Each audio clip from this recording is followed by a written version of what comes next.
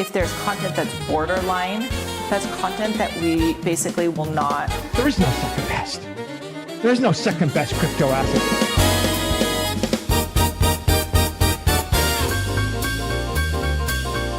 I respect you, and I have a great deal of appreciation to you, JF.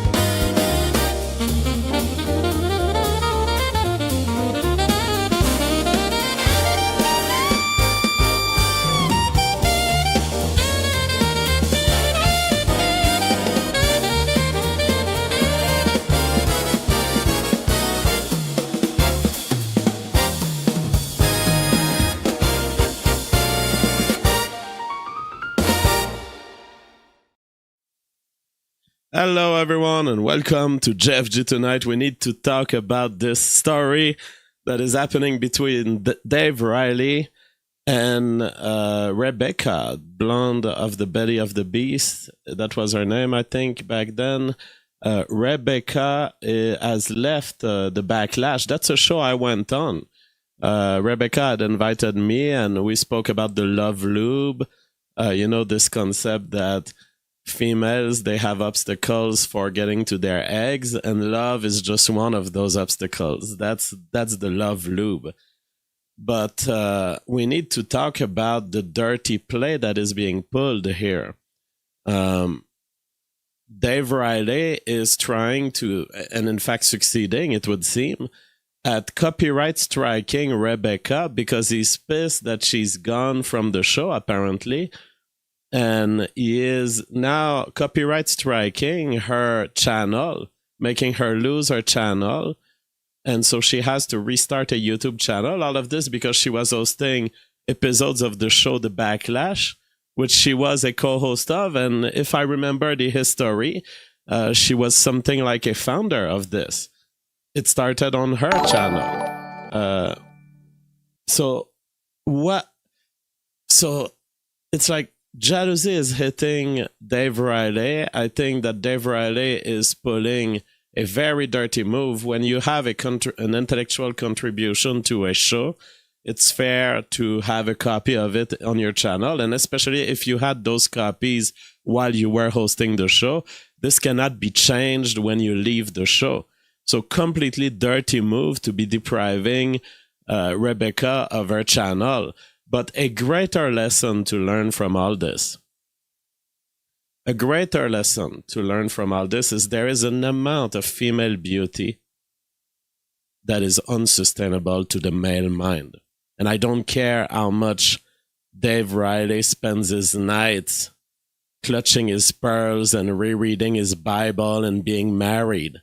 This, ladies and gentlemen, this right here, this level of fucking hotness is absolutely impossible to sustain within 1 kilometer of your dick without an absolute crash out at some point.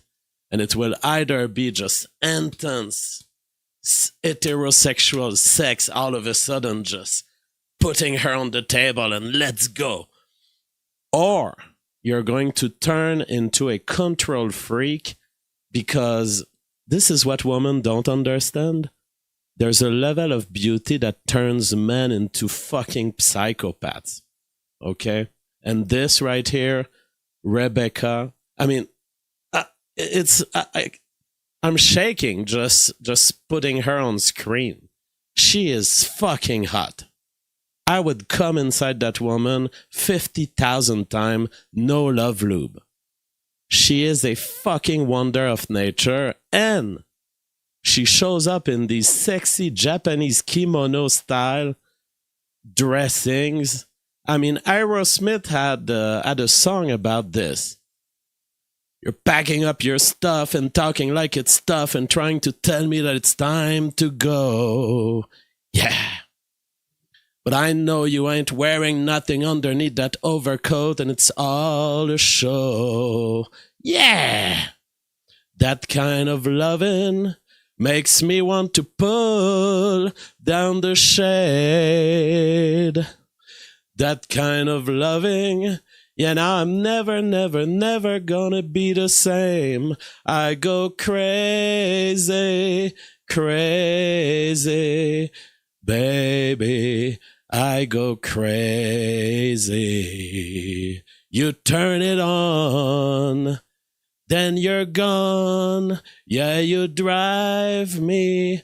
And goes on describing the craziness. This is what's happening around a woman like this. And you can't be just married with a woman and have a co-host of that level of beauty and intelligence, because this is what's crazy about Rebecca. She's right. Like, how do you keep this level of beauty? This level of beauty requires starvation and super techniques and all. It's like you have to eat carrots and stuff. And then she comes and she drops truth for 1 hour, full black-pilled ethno-nationalist. Holy shit. So this is unsustainable. Especially if you're like Dave Reilly, who trying to prop up the movement. Let's save America. I mean, there's a point at which the levels of testosterone, the cognitive dissonance, it just cracks. Everything fails, and you become like the guy with big lips of Aerosmith.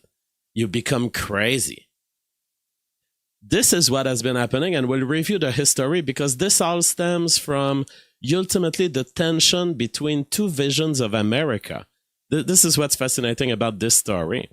So what we learned today, before we get back to the review of the whole history, Rebecca says, unfortunately, in an attempt to get my YouTube channel removed, what is left of the Backlash has begun issuing illegal copyright claims on my original work.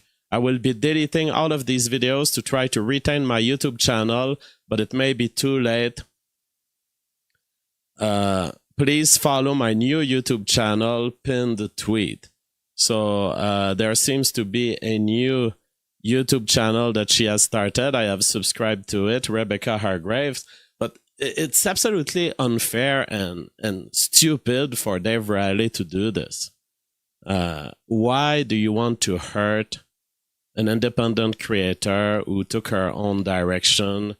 You know, there's no reason but vengeance. And this is where Aerosmith comes in, because it's like, yeah, this level of beauty, when it runs from you, it doesn't matter that they didn't have sex. It doesn't matter that Dave Reilly is married and that she is married, or she has babies with another guy. That level of beauty, when it takes a centimeter walk back, it drives your male instinct, and it's like, I need to possess her. I need to ruin her life. It needs to be hard that she's walking away from me. It doesn't matter that they didn't have sex. The male instinct triggers, and when you are at this level of beauty, it's impossible to control. So let's go back and see where this all started. Because when I went on this show, I felt that there was already a tension, you know. Rebecca seemingly was inviting me because of my very, very black-pilled view, which was the phalange. And it goes back to the phalange, ultimately, why they broke up. And it goes back to the phalange, why he's frustrated against her. You'll see that in the clip. My idea of the phalange is this. It's civilization is in a war. And the areas of Western civilization that we will lose are enormous, that have no future for white people, because white people will eventually be oppressed. And it's like, it doesn't matter if you don't feel oppressed yet. There's not a point in percentage of white people at which it suddenly becomes uncomfortable. It's all downhill. And the point of the phalange was to say there's going to be two groups of people. There's going to be, because when you look at South Africa, for example, there's still white people there, still denying that race matters. There's still white people there, still saying, no, I'm not seeing it, just not seeing color. So there's not a point between the 61% white to the 41, to the 31, to the 21, to the 10, to the 1%. There's not a point at which everyone lights up. there's always going to be people willing to be victimized. And the point of the phalange was to say, think of it as a front line of a war.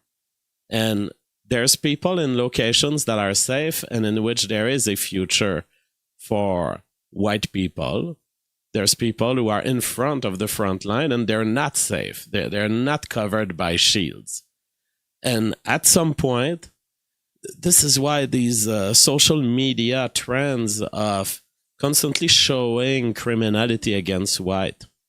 Say, and you see this on libs of TikTok these days.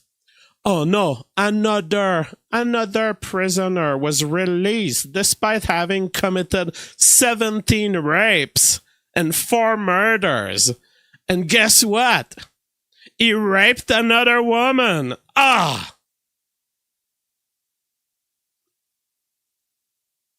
There's a point at which this kind of coverage, I am into it and I think it has a function.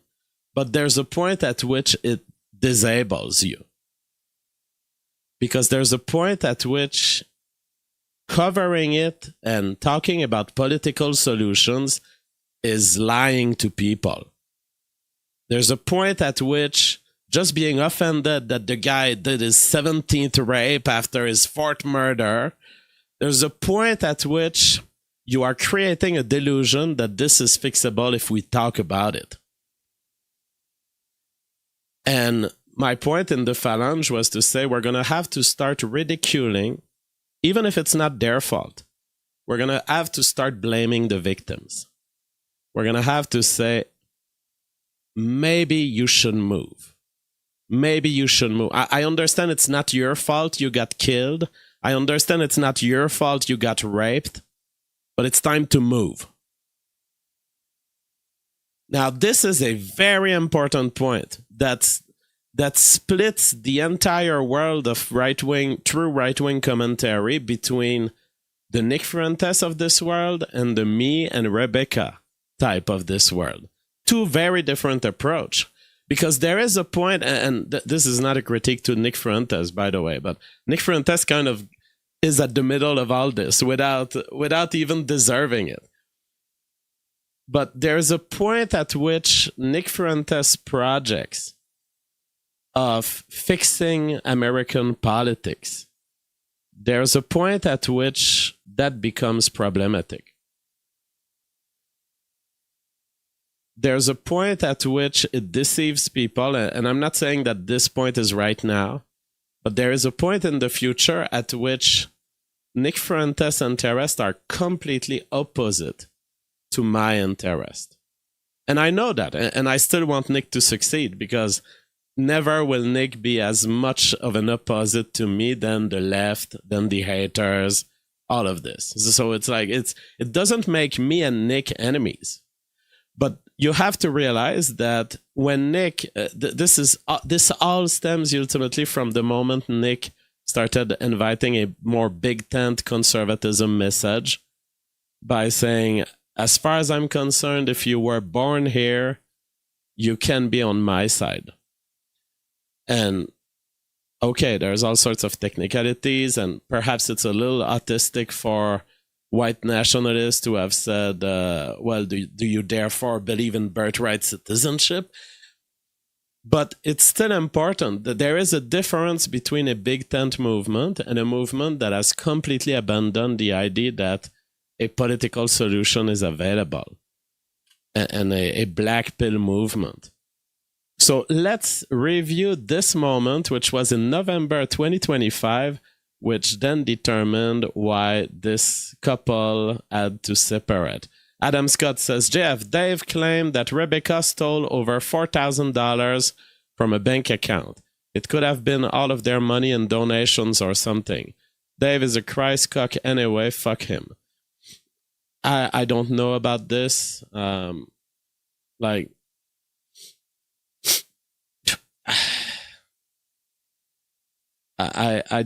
will not assume that Rebecca has committed theft. I would assume that if she has taken money from an account, it was a common account on which she had the rights, Maybe she estimated that this was due to her. When we're talking about $4,000, I don't.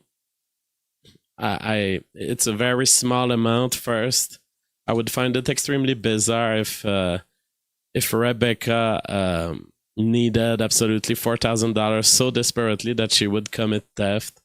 So I'll put this on the side as a claim. Maybe Dave has a civil claim that maybe this money would have wanted it, but those things become very complicated because there's all sorts of implicit promises in a collaboration, and generally the rule on YouTube collaboration is if it's not in your pocket, it's not yours, and if the other person controls it, it's his. Hinkle Dinkle sends a super chat. Thank you so much. He says, I have met someone who wants 5 or more kids, but I struggle having 6 with her after I was with someone fit and more desirable. How do I fix this? Well, listen, being with an ugly woman is very hard on the male dick and on the male balls. It is very hard psychologically. You have to measure the investment that you've done with this woman, and you just have to make a call, okay? You either pinch your nose and close your eyes and make 6 babies. Now I'm still having, okay, it's not 6, you mean having sex with her. Okay. You have to understand first that going out there on the market, understand that you're not necessarily going to get a top beauty. So it's like, don't overestimate yourself. Maybe you are with what you deserve. Now, if you are strongly convinced that you are below what you deserve, you can make that bet of leaving her and going for a woman you're more attracted to. But there are risks involved. You seem to have secured a woman who's serious about having children with you. This will always oscillate in the back of your mind, and it will make your life very painful to be with a woman that you're not attracted to. It's your call, though. You may just have to do it. You may just have to inseminate her. But it's going to be a hard burden to carry. She's going to get uglier and uglier on top of it. But it may just be what you deserve. So it's not like if you leave her, you're going to score a top beauty. Tough decision, bro, but don't fuck up. You have something of value there. Do you want to go the easy route and the safe route, or do you want to take the risk? The risk, you have to picture the risk properly. The risk is that you will forever be alone. That's the current dating possibility. That you are too difficult to satisfy, and that you're just going to find uglier than her even out there. So wait your quality and be serious about it, but don't be flippant. Don't think that it's going to be easy out there. She may just be what you deserve, and you may just need to pinch your nose. GM for the People says, I wonder whether Colonel McGregor has already approved Rebecca as a vessel for his posterity. I don't know what that means. So let's get to how it all started. It all started because Rebecca was constantly bringing onto the Backlash the black-pilled side of the view. The black pill side of ethno-nationalism that says America is not salvageable, therefore what we need is a completely different strand of tactics than what the Nick Fuentes of this world are offering. And there is a fundamental contradiction here. You either believe in the political system and you tell young men to join it, to infiltrate the Republican Party. You dream of a future in which the Republican Party will be on our side, or you don't. And if you don't, then you're basically telling people, don't go into politics, don't go study to Harvard. Just prepare for survival in the white trailer trash of your neighborhood, and just become the ultimate trailer trash fucker. Just become uncontrollable. Just you have inseminated 3 women in your little trailer park, and those are very different things to do. And it shows up when Nick appeals to a big tent kind of alliance with everyone, saying, if you are born, that was the comment, if you are born here, you can be on my side. Time when our people should be circling the wagons around each other. Like, there's this all-out attack from the Republican Jewish Coalition, from Mark Levin, from, like, we're in the battle over American sovereignty. Shouldn't you people who are supposed to be pro-white, like, I'm not pro-white enough suddenly? In what? So Nick was disappointed that following his comment of a more broader appeal, he was getting criticized by white nationalists. Way? Because of a semantic way that you interpreted that? No. And they use it as an opportunity to attack me, to one-up me, and score a point and say, oh, I'm going to take the piss. This little clip, yeah, I like Nick, but this was no good. Really? And so everybody that did that is dead to me. I understand how Nick feels about this. Back then, I commented on this, but I commented in a way where I invite you guys to understand Nick is a different beast. He's never going to be just a white nationalist. He's barely one, in fact, when you think about it. So he is a different beast, but he is a different beast with whom we have so much to win from that he is effectively to be considered, if not an ally, just a part of a broad intellectual movement that includes white identity. So I saw Devin Stack say that. I saw Asha Logo say that. Eric Arval is DMing me saying, are you against birthright citizenship in DMs? Really? How are you going to be pro-white? You're not even going to support me. How are you for all white people and, ecumenical pro-white politics? You're going to throw me under the bus? I mean, and here you will see a massive tension build up between Rebecca and Dave Reilly. maybe this is less of a problem of big tent conservatism and more of a problem of whether or not we believe that America is salvageable. And I personally don't. She puts her finger right on the dichotomy here. Because if you don't believe it's salvageable, then you don't get involved in politics. You don't go study at Harvard in political science. You don't get a hope that maybe the Republicans will let us in if we're subtle enough about our infiltration. Those are very different strategies, whereas Nick appears to do all these things. I don't think we can use any system to save a country that is not salvageable, which is why I disagree with this position. Dave? You're wrong. That's it. Okay. Dave, you're going to have to get into this. No, I don't. You're going to have to get into it. So Dave Reilly, I mean, she's right. You know, you're on a show. If there's a tension in the show, those are the exploitable moments. So you cannot just say, oh, well, I disagree and not engage. You have to develop the disagreement. That's, in fact, when you look at the backlash, when you look at this duality here, a Catholic who I wouldn't say is raised blind, but he has this aspect of Catholicism that is so prior to any other view that it ends up eclipsing race concerns. And on the other side, you have Rebecca, who is first and foremost concerned about ethnicity and ethno-nationalism. This idea is great. This could be a great show. The tension is there. There shows in which the two people agree are not very useful. This is kind of the fertile ground that could have led to a good show, but there was a little bit of too much of a tension. I'm not going to fucking participate in this. Why? Because it's bullshit fucking ankle biting, exactly what he's talking about. So Dave here appealing to we need to stop ankle biting Nick with concern trolling.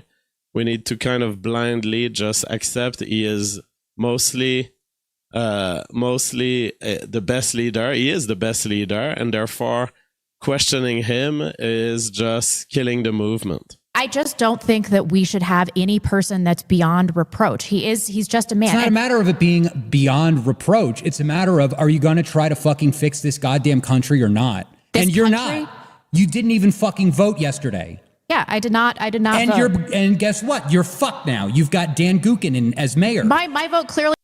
So the question of whether votes are useful at all. When I saw this meltdown by Dave Reilly, first I was finding it extremely feminine. The way he was kind of bickering with Blonde. And it's like, if it was just for the show, then that's good show. Like this moment became extremely memeable. But if it was driven by true emotions inside of him, which I now think it was, it's not good. It's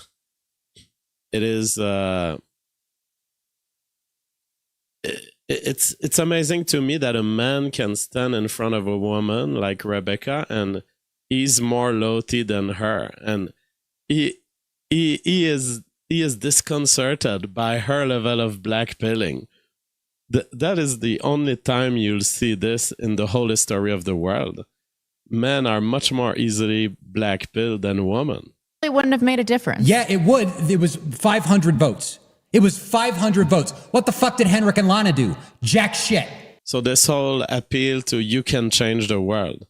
But I think the point of Rebecca, and at least that would be my point, even if your vote changed the outcome, your vote is still ingested by a machine. Look at Trump. I mean, the Trump movement is the exact example of why you have to be blackpilled, and you have to be so much more blackpilled than you think. The Trump movement has been completely ingested by the system. It has turned from some kind of anti-elite, anti-globalism movement in 2016 to just absolute kneeling to Israeli interests. More than even an average neocon would have kneeled, because you have the bizarre ingredient of Trump's madness mixed now with I want to please Bibi Netanyahu. Ty Rogerson says your revolution has been accounted for and countered. Exactly. They bought the Trump brand. What does Trump do? He puts his name on stuff, and then he sells that stuff for higher price. Trump did this with the MAGA base. I mean, it's disgusting, but you have to face this reality, or else you're always going to be a cheerleader for movements that will eventually fuck you. What did any of the white nationalists in Coeur d'Alene do? Nothing. Nothing. They did fucking nothing. I sat on the phone for 5 hours and made phone calls on Monday. I sat out in the rain for 2 hours yesterday campaigning for these people, and we won in Post Falls where... See, the problem with this argument is I don't care how hard you worked. I care how smart you worked. And the question that Rebecca is raising is it smart at all to tell people that we can change the world? That is extremely important. Should we tell people that we can change the world? Because I'm sure there's been forever people in South Africa thinking, oh, we're going to win this time. This won't last. But it lasted, and it lasted, and it lasted. And so at what point are you part of the oppression of white people when you deceive white people you cradle them into their victimhood? I made my calls, where I volunteered, and Coeur d'Alene did jack shit. And then I've got... And these people who are appealing, this is very Nick Fuentes style. And Dave Reilly is acting it out here. These people are constantly appealing to team spirit. But the team cannot have a spirit if we don't agree on the destination. If your destination is, I want Republican Party power or Republican Party control, your destination is not mine. Because I recognize that the Republican Party is a vessel that is infinitely corruptible. And we have the proof right in front of our face with Trump. We have the demonstration that you could control the entirety of the Congress. They would find a way so that your control was illusionary. They would buy out the control that you thought you had. This is what Trump has done. Got people like Devin Stack coming at me on Twitter, trying to tell me about my fucking state, quoting bullshit from AI that's completely wrong, saying that Phil McGrain is the outgoing mayor of Coeur d'Alene. He's the fucking Secretary of State. And this is what I wanted to say. You cannot have a 11 out of 10 worldwide. Greetings, JF. Although some might wish to seriously examine. Oops, sorry. Let's reread this super chat. Greetings, JF. Although some might wish to seriously examine the viability of Nicolas I. Mexican Fuentes, 25% non-white admixture, for white identity, I might be more focused on Hussite weaponry, history. Regardless, I send salutations. All right, well, thank you for your super chat. I don't think it matters. I don't think it matters the racial constitution of Nick Fuentes. If you understand, Nick Fuentes has something else. He is bigger than white nationalism, and I don't think it matters. I think he plays a role, and it's an important role. Now, what I was about to say, you cannot have an 11 out of 10 beauty like this in kimono outfit with V-shaped cleavage in full showing and keep your cool. And on top of it, you're a Catholic and you're married. Eventually, your balls start shriveling. And two things can happen. You're either going to have sex with this woman, or you're going to be you're going to look like a feminine control freak. And Dave Reilly took that second route. Why is that? It's because the male brain sees an absolute beauty and he wants to control it. And he wants to put her back in her place. And so you have all this sexual tension. It builds and you can't unleash it because, oh, I believe in God and the Bible says it's wrong. And I have a wife and there's a camera on anyways. So the brain just goes fucking insane. And Dave was therefore expressing control. He wanted her to go vote like a wife. He was saying basically like a man tells his wife, shut up and go vote conservative, bitch. That's what's happening here. The dynamic is extremely sexual, but no one realizes it. He's not the outgoing mayor of Coeur d'Alene. There is not a bunch of money coming in from Dorothy Moon and the Idaho GOP to back Dan Gookin, the fucking Republican. See, he's talking down like a kind of annoying husband who's had enough of the stupid comments of his wife. Party sued his ass last year. They sued him. The Republican Party up here has been against the Chamber of Commerce for 5 or 6 years now. This is the whole fucking point of it. And we've got these retards like Devin Stack and Arvil and apparently my co-hosts who... Now, ouch. Now, this is a moment that hurts. So he just called her a retard to her face. Now, I think that this was setting... You can see it in the eyes of Rebecca. At that moment, she knew she was going to leave this show. I mean, he just called her a retard by saying, apparently my co-host too is one of these retards that I just listed. Instead of throwing in and working together as a team to make this country a better place for our kids, we're gonna Yeah, but this is what I would call the pragmatic trap. The idea, well, shouldn't we try to make it better? Shouldn't we try to improve our local situations? There's a point at which the pragmatic trap is deceptive. And Rebecca, and people like Rebecca and me and many others are considering that any sort of hope that you could sell to the people other than fleeing and rebuilding is actually leading them to their death. You cannot just swipe this away. You cannot ignore this problem and say, oh, well, we're going to try to do our best within the situation. No, there's a point at which, by saying this, you're sending people to their literal death. Fucking ankle bite Nick Fuentes because he said something that was taken out of context by a bunch of fucking people who hate Jesus Christ, who hate the church, and who hate this country.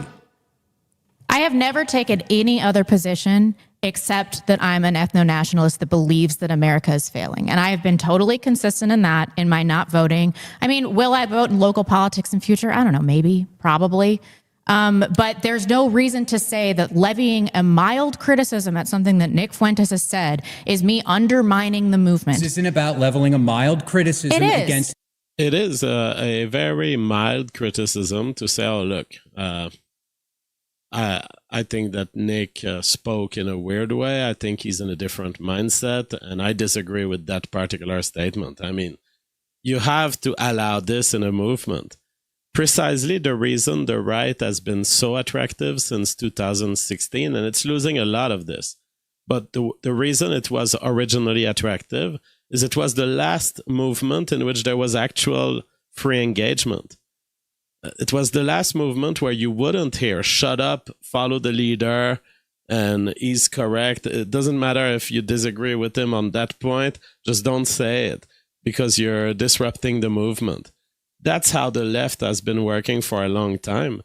And we don't want this to happen to the right, because if it happens, then you get this kind of MAGA boomer, truth social type of personalities, and it's they're just going to cheerlead whatever Trump says. But look at us now. Now we're bombing Iran for no reason. It is. No, it is. We've got one kid that is going and hurling himself at the Jewish establishment like a human fucking hand grenade. He has had everything in the kitchen sink thrown at him for the last 10 years. I've lost friendships over Nick Fuentes. I have been smeared in the press over Nick Fuentes.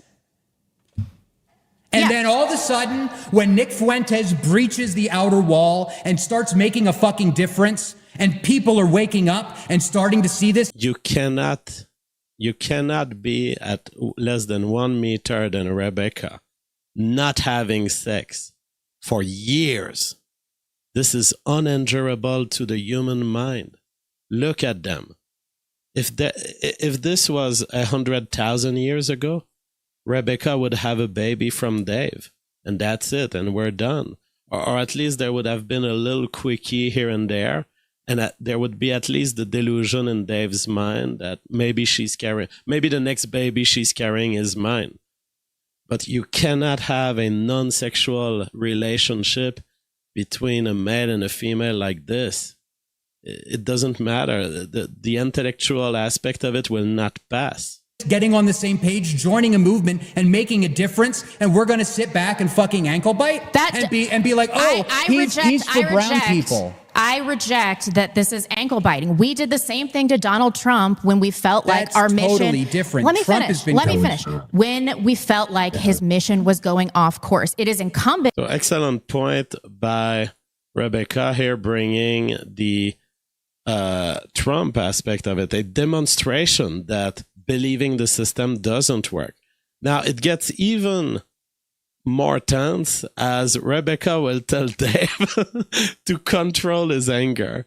Qualify and say, oh, well, I have done this, that, and there's no need for that. If you've done it, you've done it, right? So something else is going on here. That's what it suggests to me, and I don't know what that is. Well, I think that the criticism is that he's moving towards a more centrist position to be more palatable to the masses. That is the criticism that I'm seeing levied against him. He has been going on all of these shows.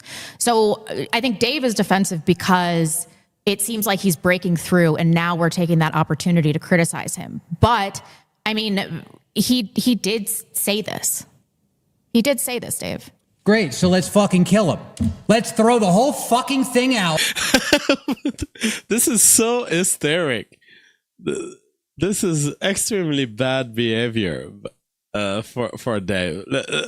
It's like there's a difference between completely abandoning Nick and just commenting on, I disagree with this particular sentence. Let's wreck the entire thing. This is and throw it out because that's never going to do anything. But I would make that argument. That may not be exactly the argument of Rebecca, but I would make that argument to Dave. Yeah, let's throw out the illusion that we're going to fix the system, and let us position ourselves in an advantageous position where at least we can see a future for our children. Very important that we tell people this, because the libs of TikTok retweeting criminals and 17th rape counts, that can go on forever. It can go on for 50 years. It's not going to change anything. It's just going to be, oh, I'm more enraged. Oh, isn't that crazy? We need better judges. But it's like when even the judges that you put in position are part of the machine that is built to hate on you, you're not going to fix this with politics. What the fuck is wrong with you people?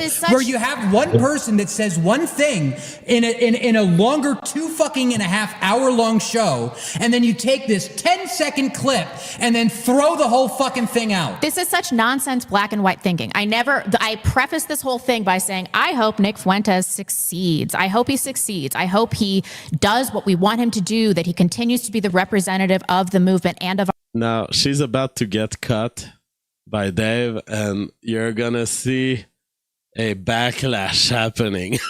Our actual interest. That is what I hope. I never said that we should throw the baby out with the bathwater, or that Nick is not useful to the movement, or that he hasn't done good work. The idea... No, so we're just going to sit here like a bunch of Zionist Jews and criticize the one fucking guy. I'm not finished, and you're going to sit there and be quiet until I'm done. You need to get your anger under control here, all right? Ouch. Oh. Holy shit. Oh, bro, what would I give? What would I give to have Rebecca, this absolute planetary beauty, talk to me with her fingers like this and saying, Jeff, you're gonna shut up and you're gonna be quiet. You're gonna be quiet. Ouch. Holy shit, and you're gonna control your anger. Well, I believe that this is the moment. This is the moment at which this show was done. And this was in November 2025. We are now 5 months later. Oh, man.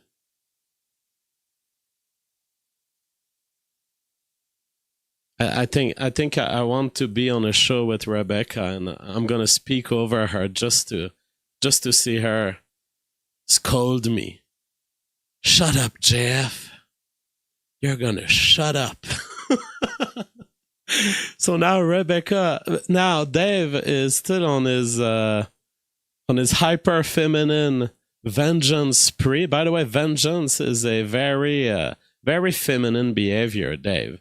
So now he's trying to copyright strike her channel, which legitimately hosted copies of the Backlash, of the original Backlash days. Eventually, these videos got into this other channel, the Backlash. Now he's destroying her YouTube channel. It's not looking good for you, Dave. Dave, if I was you, and like it's not that it matters. It's not like I'm threatening you or whatever. But if I was you, be reasonable here. Why don't you respect Rebecca taking her own path? don't try to interfere with our channel. I would go immediately and withdraw these strikes. It's really dirty behavior between creators to be destroying each other's channel. You would have a much better legacy from this time of your life if you just endorsed it. I mean, this is a great moment of your life. You were shown on screen with a fucking beautiful woman. I mean, it's like, this is forever recorded in history. Now you're shitting on this whole legacy because now everyone will know, wow, this guy crashed so hard. This guy got humiliated so hard that he's trying to pick at her and trying to keep her from growing. Now she has to start a new channel. I mean, Rebecca will be successful whatever she starts. And so it's like, you're just going to be a bump in the road. It would be so much bigger for you to just say, hey, I had this wonderful moment of my life where all sorts of pictures are now of me on the internet with an 11 out of 10 absolute hot woman. Just this. Like, think Trump. Think Trump, Dave. Trump is all about this. He was showing himself with beautiful women. It gives you status. But you're ruining that status if you're going full revenge on her. Why don't you just let her go? Even if she scammed you or whatever, even if whatever she's done to you that makes you frustrated, just be the bigger man. Get out of it. You got all this history of engaging with her. That's worth something in and of itself. John Drake says, dude should worry about keeping his own channel relevant. Exactly. Being beside Rebecca, just seeing Rebecca, is such a privilege. You should want to do it for free. She is a pleasure to see on the screen. And I don't see how we need a YouTube channel of a Dave who talks about how we need to be in the movement. And we need to, like people are just going to watch Nick Fuentes. If your message is let us just believe whatever Nick Fuentes says because he's the best leader, do you realize how little that makes your channel in terms of valuation? If you can't even have a little drift. Rebecca was your little drift. She was a high value little drift. And this should have been exploited to shit. Like, I want to see those clashes, but I would have wanted to see Dave a little less emotional about it. Malcolm says JF has reached Indian levels of simping. Absolutely. There is a level of beauty in the female that turns all of us into Indians. Literally just reduced to masturbate on the side of the street while trying to get a peek at her. This is the level that we're talking about. So Dave back then had tried to professionally, so that was the show streamed 1 month ago, where he had tried to professionally dissociate from Rebecca. He had even framed as if it was a secondary thing. He had written a whole official statement that, this week we are losing Cameron McGregor. Oh, and also, in light of this transition, it just so happens that Rebecca has also decided to devote her time and energy toward expanding her independent content and developing new creative ventures on her YouTube channel. We fully support her in this direction and look forward to seeing what she builds next. You should have just recorded this as your professional reaction in history.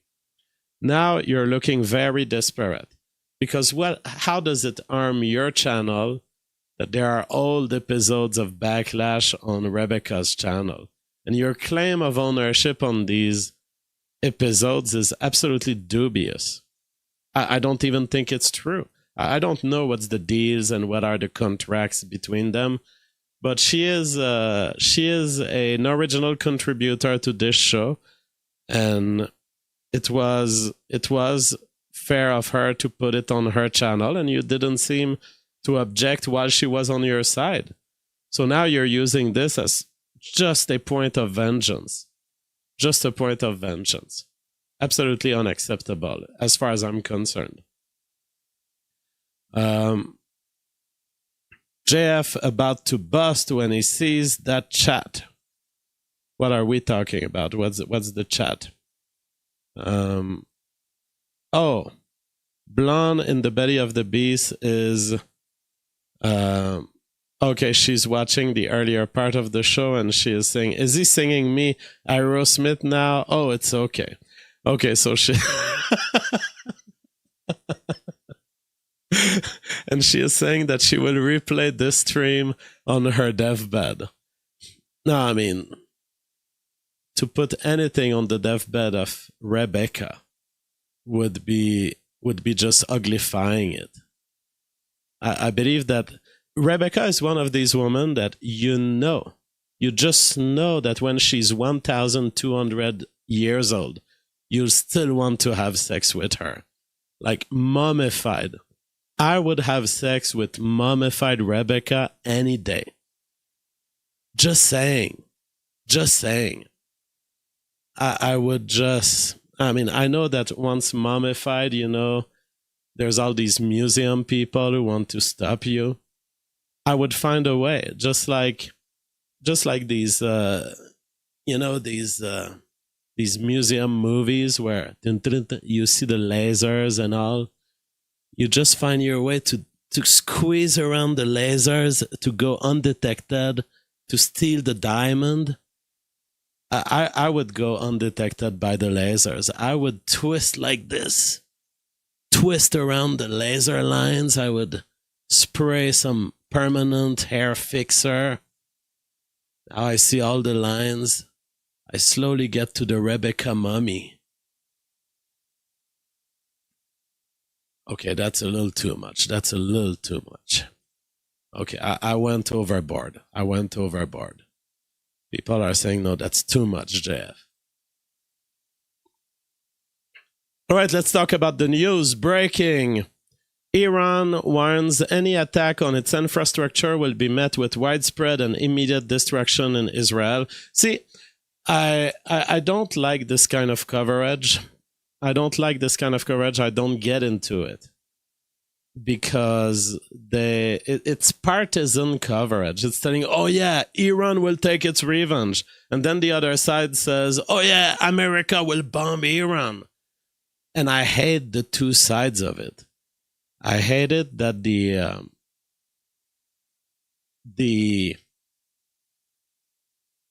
factual world has been overtaken by a polymarket mentality. The factual world is now subject to, I'm on this team and I want this to happen in the future. And we're so much better than you. And it's going to happen that way. Blonde in the belly of the beast is asking, no spoiler, I'm only 10 minutes in and have to stop to make dinner. So Rebecca has not yet reached the mummified sex point. She is still naive. She is still naive.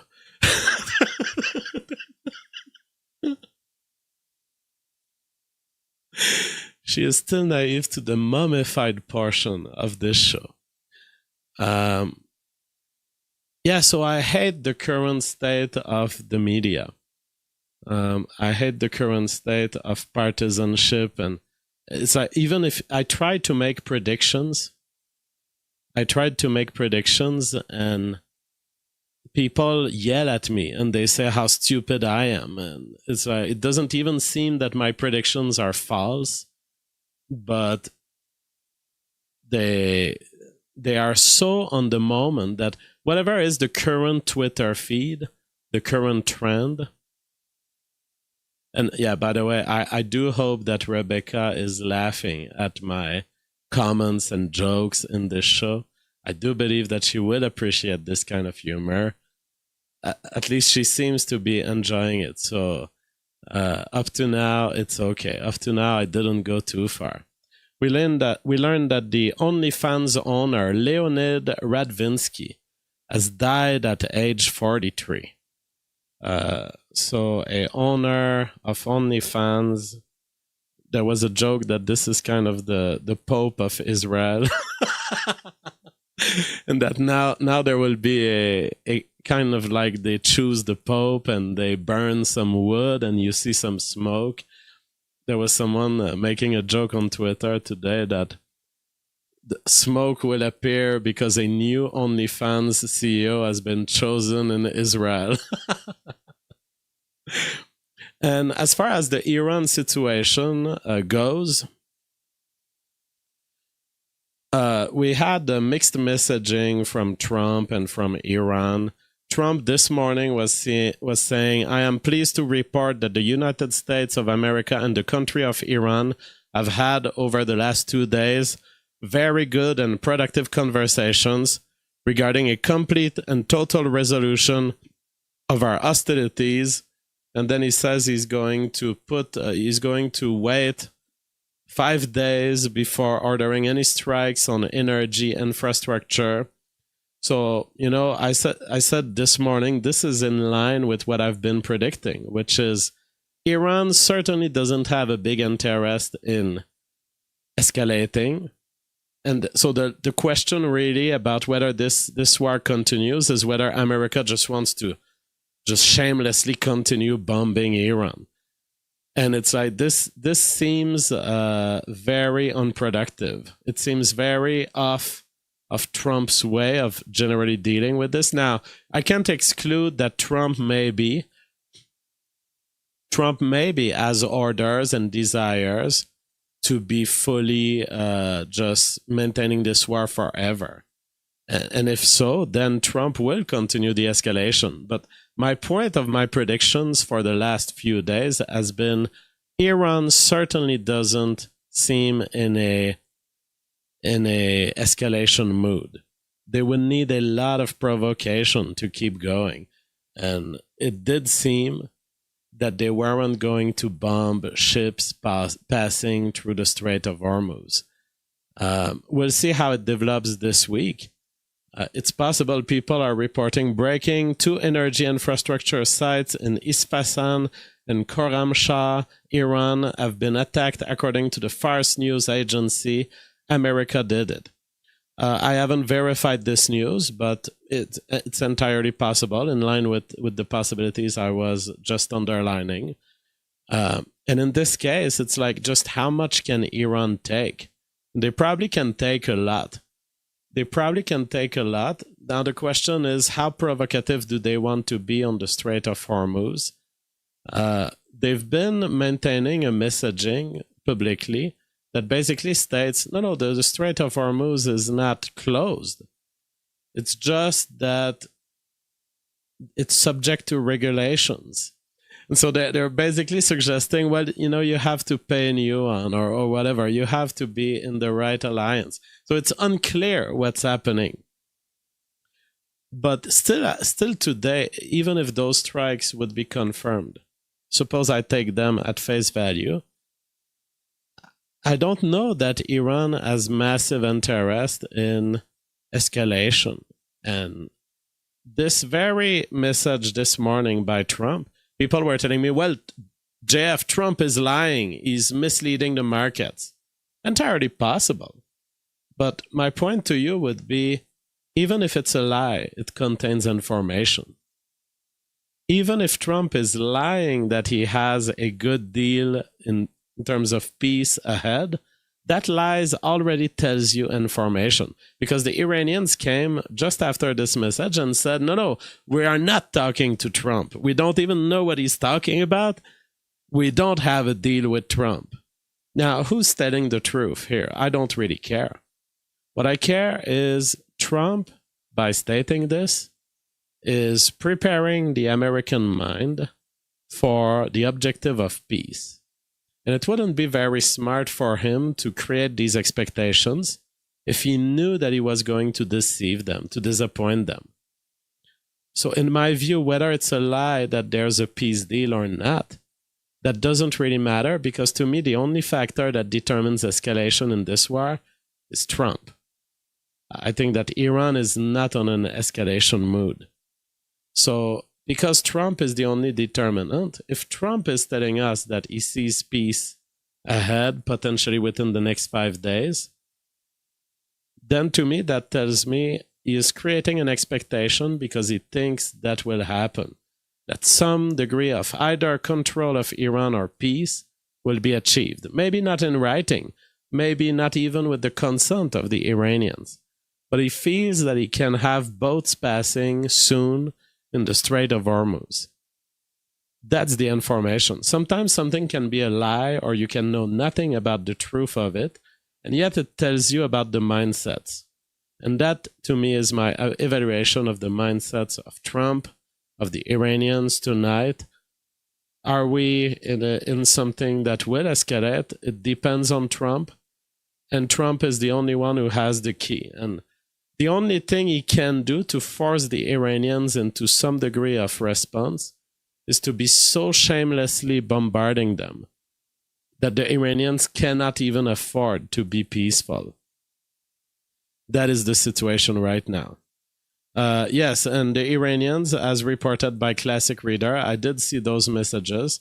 They have said, if Trump attacks Iran's infrastructure, the response will no longer be an eye for an eye, but eye for head, hand, and foot.